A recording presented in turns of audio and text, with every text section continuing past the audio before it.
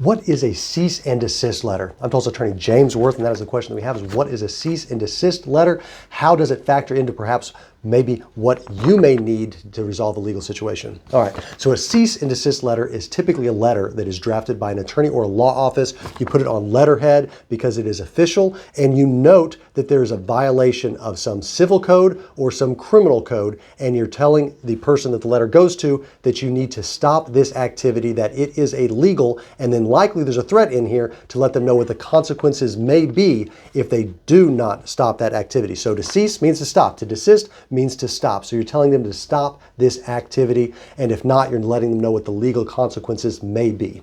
A lot of times with the law office, filing a lawsuit can be time consuming and it can be costly. If we can get something resolved with a simple letter, a cease and desist letter, then that's the way to go initially.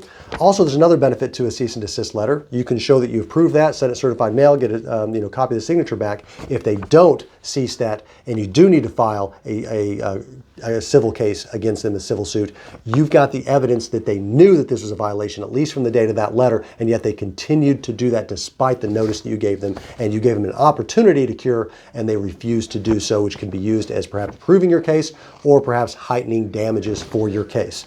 So, cease and desist letter, it is a letter sent by usually a law office requesting that some activity stop. It is not filed with a court. It is not a litigation, but it is something to try to avoid litigation.